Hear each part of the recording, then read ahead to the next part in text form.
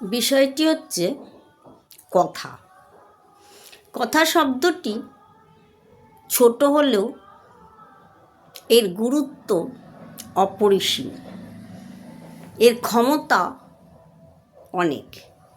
কথা দিয়ে যেমন মনকে জয় করা যায়, তেমনি কথা দিয়ে ক্ষয়ও হয়।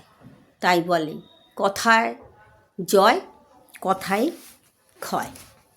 মানুষ বলে টাকায় কিনা হয়, কিন্তু দেখা যাচ্ছে কথায় কিনা হয়। মানুষ যখন কম কথা বলে তখন তাকে বলে কথা চোরা বা একা চোরা, কিন্তু কেউ যখন বেশি কথা বলে তখন বলা হয় বাচাল। দুষ্ট লোকের মিষ্টি কথা, মিষ্টি কথা দিয়ে পার পেয়ে যায়, জয়লাভ করে। কারোর স্বভাব আছে সোজা কথাকে জটিল করে বলায়।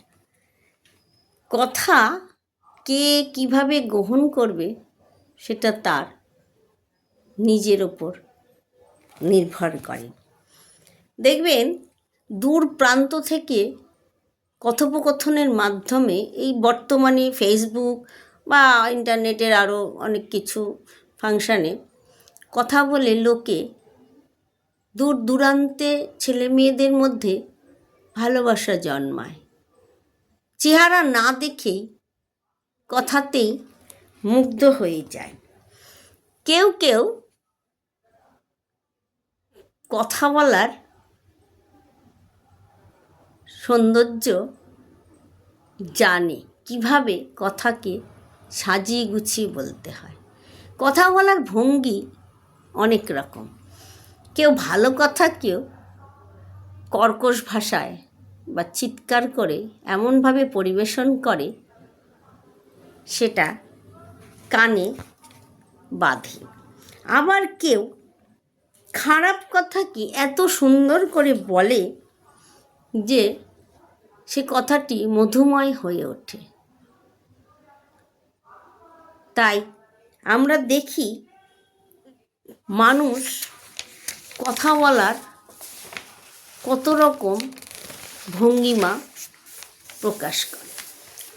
সুখের সময়, আনন্দ উচ্ছ্বাসের সময় মানুষ কত আবেগ উচ্ছলভাবে কথা বলে, আবার দুঃখের সময় তার গলার স্বরটি পাল্টে যায়, গলার স্বরটি বদলে যায়।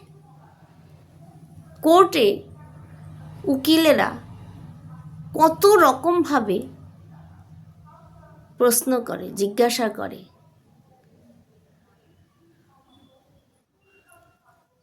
ব্যক্তিরা পাঁজেল হয়ে যায়। আবার এই কথার মারপ্যাচে সত্য মিথ্যা হয়ে যায়, মিথ্যা সত্য হয়ে যায়। তবে কথা দিয়েই আবার বিচারও পায়, শাস্তিও হয়।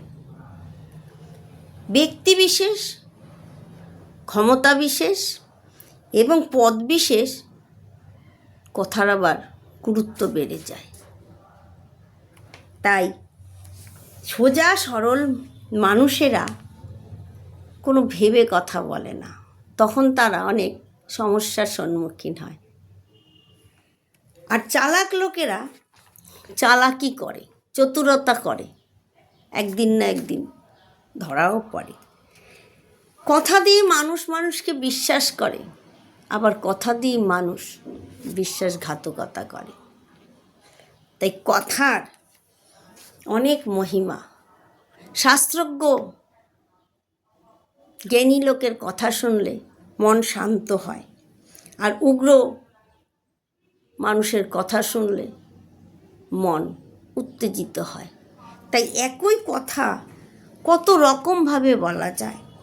তাই বলি কথার কত রূপ, কত মহিমা।